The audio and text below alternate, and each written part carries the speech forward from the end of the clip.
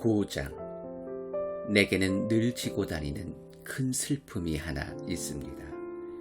여러분이 그것을 알아주었으면 합니다. 이는 내 마음 깊은 곳에 자리하는 큰 고통이며 나는 한 번도 거기서 벗어나 본 적이 없습니다. 이는 결코 과장이 아닙니다. 그리스도와 성령께서 나의 증인이십니다.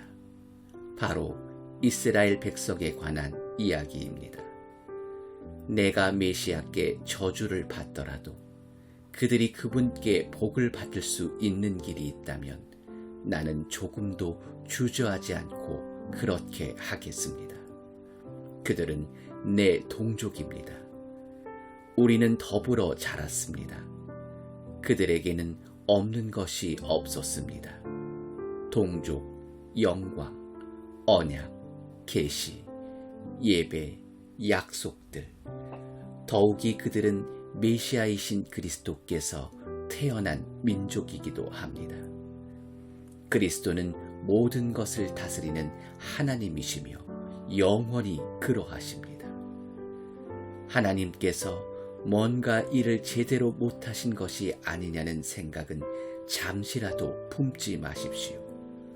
문제의 발달은 많이 거슬러 올라갑니다. 혈통에 따른 이스라엘 사람이라고 해서 처음부터 다 영에 따른 이스라엘 사람인 것은 아니었습니다.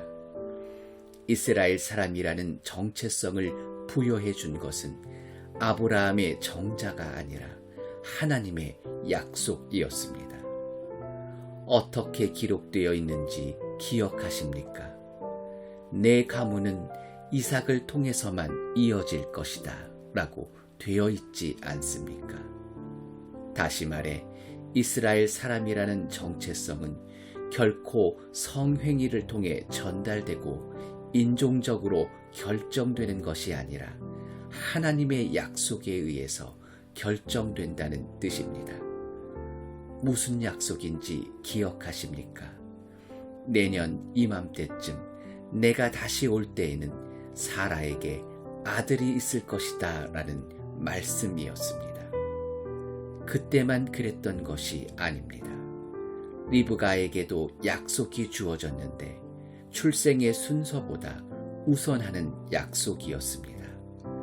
리브가가 우리 모두의 조상인 이삭의 아이를 가졌을 때, 또 그 아이들이 아직 아무것도 모르는 선과 악도 행할 수 없는 태아였을 때, 이미 그녀는 하나님에게서 특별한 보증의 말씀을 들었습니다.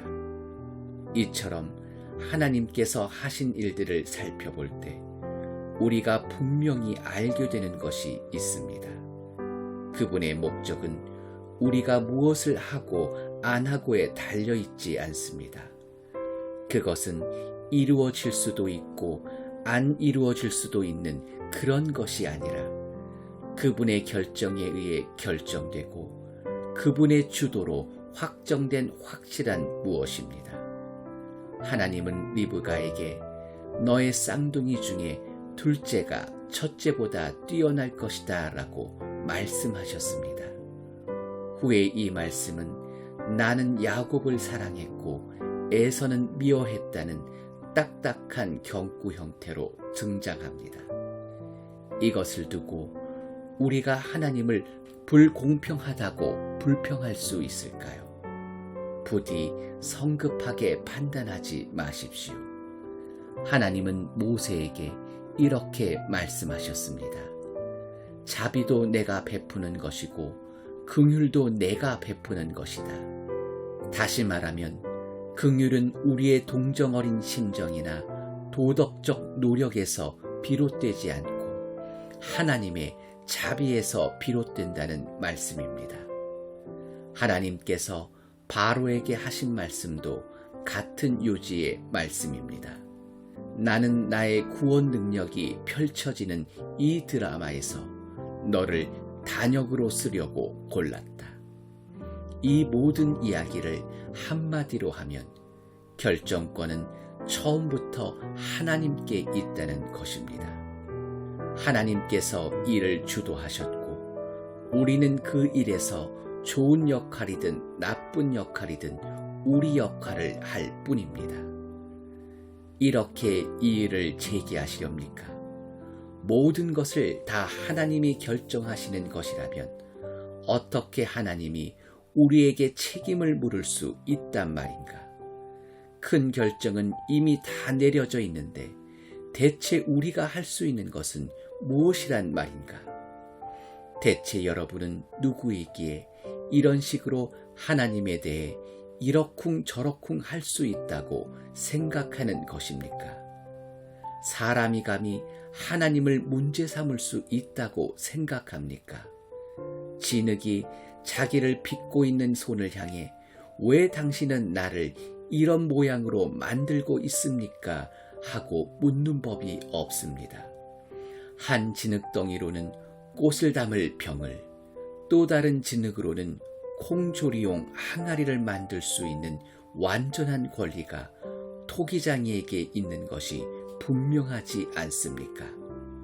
하나님께서 당신의 노여움을 보여줄 목적으로 한 모양의 도기를 특별히 고안하시고 당신의 영광스러운 선을 보여줄 목적으로 또 다른 모양의 토기를 정교히 제작하셨다는 것에 대체 무슨 문제가 있을 수 있겠습니까? 전자나 후자나 또는 두 경우 모두에 유대 민족이 해당될 때도 있고 이는 다른 민족들의 경우도 마찬가지입니다. 호세아가 이를 잘 표현해 줍니다. 내가 이름 없는 사람들을 불러 이름 있는 사람들로 만들겠다. 내가 사랑받지 못한 사람들을 불러 사랑받는 사람들로 만들겠다.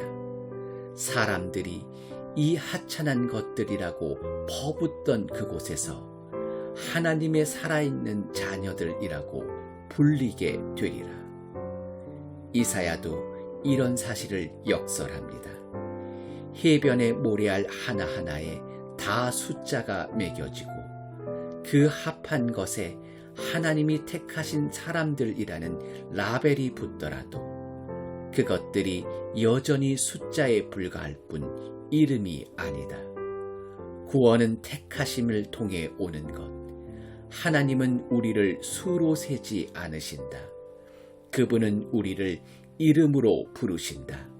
산술은 그분의 관심이 아니다. 이사야는 앞날을 정확히 내다보며 이렇게 말했습니다. 능하신 우리 하나님께서 우리에게 살아있는 자녀를 유산으로 남겨주지 않으셨더라면 우리는 유령마을처럼 소돔과 고모라처럼 되고 말았을 것이다. 이것을 모두 종합해보면 무슨 말입니까?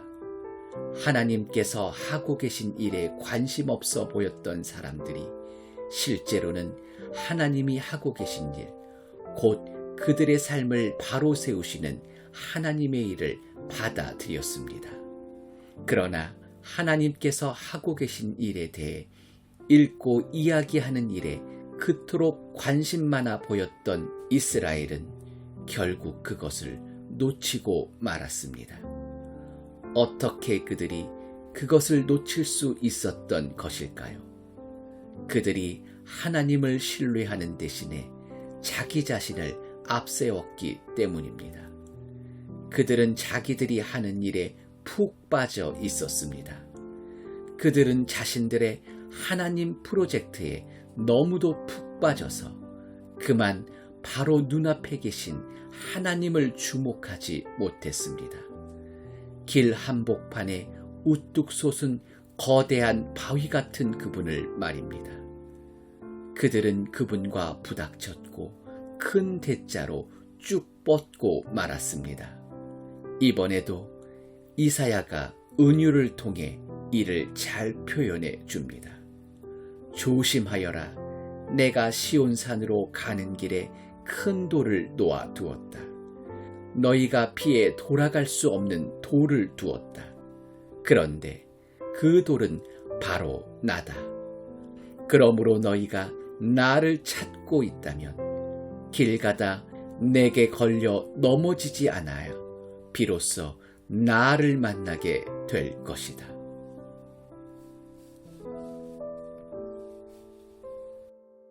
10장. 친구 여러분, 참으로 내가 원하는 것은 이스라엘이 가장 선한 것, 곧 구원을 얻는 것입니다.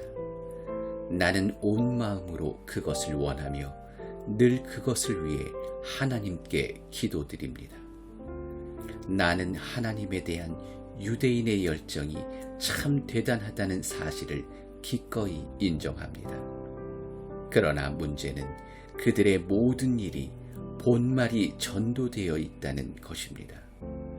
모든 것을 바로 세우는 이 구원의 일은 하나님이 하시는 사업이며 그것도 대단히 번창하고 있는 사업이라는 사실을 그들은 깨닫지 못하고 있습니다. 그래서 그들은 길거리 바로 맞은편에 자신들의 구원 판매점을 차려놓고서 요란스럽게 자신들의 물건을 팔고 있습니다. 오랜 시간 동안 하나님을 하나님에 걸맞게 대해드리지 않고 자기들 멋대로 다루어온 결과 이제 그들은 더는 내놓을 것이 없게 되었습니다. 앞선 계시는 다만 우리를 준비시키기 위한 것이었습니다. 자신을 신뢰하는 사람들을 위해 모든 것을 바로 세워주시는 메시아를 맞이할 준비입니다. 모세가 기록했듯이 한사코 율법 조문을 이용해 하나님 앞에 바로 서겠다는 자들은 곧 그렇게 사는 깨알 같은 계약서 조항들에 일일이 얽매여 사는 것이 결코 쉽지 않다는 사실을 알게 됩니다. 그러나 우리 안에 바른 삶을 형성시켜 주시는 하나님을 신뢰하는 것은 전혀 다른 이야기입니다. 여기서는 메시아를 모셔오겠다고 위험천만하게 하늘까지 올라갈 일도 없고 또 메시아를 구출하겠다고 위험천만하게 지옥까지 내려갈 일도 없습니다. 모세가 정확히 뭐라고 말했습니까? 구원하시는 말씀이 바로 여기 있다. 너희 입속 혀처럼 가까이, 너희 가슴속 심장처럼 가까이. 이 말씀이란 우리를 위해 모든 것을 바로 세워주시며 일하시는 하나님을 받아들이는 믿음의 말씀을 말합니다. 우리가 전하는 메시지의 핵심이 바로 이것입니다. 하나님을 받아들이며 예수가 나의 주님이시다라고 말하십시오. 예수를 죽은 자들 가운데서 살려내실 때 하셨던 일을 지금 우리 안에서도 행하고 계신 하나님의 일을 마음과 몸을 다해 받아들이십시오. 그렇습니다. 바로 그것입니다. 이는 여러분이 무엇인가 해내는 것이 아닙니다. 여러분은 그저 하나님을 소리내어 부를 뿐입니다. 그분께서 우리를 위해 일하실 것을 신뢰하면서 말입니다. 이것이 바로 구원입니다. 여러분은 전 존재를 기울여 모든 것을 바로 세워주시는 하나님을 받아들이며 큰 소리로 외칩니다. 하나님께서 그분과 나 사이 모든 것을 바로 세워 주셨다. 성경도 우리에게 확신을 심어줍니다. 마음과 목숨을 다해 하나님을 신뢰하는 사람들은 결코 후회하는 법이 없다. 이는 우리의 종교적 배경과는 아무 상관이 없는 일입니다. 우리 모두에게 동일하신 하나님께서 소리쳐 도움을 청하는 모든 사람들에게 믿을 수 없을 만큼 동일하게 풍성히 베풀어 주십니다. 하나님 도와주세요 하고 외치는 사람은 누구나 도움을 얻습니다. 하지만 누구를 신뢰해야 하는지 모른다면 어떻게 도움을 청할 수 있겠습니까? 신뢰할 수 있는 그분에 대해 들어보지 못했다면 어떻게 그분을 신뢰할 수 있겠습니까? 말해주는 사람이 없다면 어떻게 그분에 대해 전해 들을 수 있겠습니까? 또한 보냄을 받은 사람이 없다면 누가 그분에 대해 말해주는 일을 하겠습니까? 그러므로 성경은 이렇게 외칩니다. 숨 막히는 저 광경을 보라. 하나님께서 행하신 온갖 좋은 일을 들려주는 사람들의 저 광대한 행렬을. 그러나 모든 사람들이 다 말씀을 받아들일 준비, 보고 듣고 행동할 준비가 되어 있는 것은 아닙니다. 이사야도 우리 모두가 다 한 번씩은 던질 법한 질문을 던졌습니다. 하나님, 누가 관심을 보입니까? 이 말씀에 귀 기울이고 믿는 사람이 누가 있습니까? 중요한 것은 이것입니다. 신뢰할 수 있으려면 먼저 귀 기울여 들어야 합니다. 그러나 귀 기울여 들을 것이 있으려면 먼저 그리스도의 말씀이 전해져야 합니다. 그러나 이스라엘의 경우는 지금 일어나고 있는 일에 대해 듣고 깨달을 수 있는 기회가 정말 충분히 있지 않았던가요? 전하는 사람들의 목소리가 온 세상에 울려 퍼졌고 그들의 메시지가 땅의 칠대양까지 미쳤다. 그러므로 정말 중요한 질문은 이것입니다. 왜 이스라엘은 이 메시지에 대한 독점권이 자신에게 없다는 사실을 깨닫지 못했던 것일까요? 다음과 같이 예언한 모세가 바로 보았습니다. 여러분은 하나님께서 여러분이 낮추어 보는 사람들, 이방인들에게 다가가시는 것을 보게 될 것이고 질투심에 미칠 것입니다. 여러분은 하나님께서 여러분이 종교적으로 하등하다고 여기는 사람들에게 다가가시는 것을 보게 될 것이고 울화가 치밀 것입니다. 이사야는 담대하게 하나님의 말씀을 이렇게 전합니다. 나를 찾지도 않던 사람들이 나를 만났고 받아들였다. 나 또한 나에 대해 묻지도 않았던 사람들을 만났고 받아들였다. 그러고는 분명한 고발로 마무리 짓습니다. 날이면 날마다 나는 두 팔 벌려 이스라엘을 불렀건만 이런 수고에도 내게 돌아온 것은 냉대와 차가운 시선뿐이었다.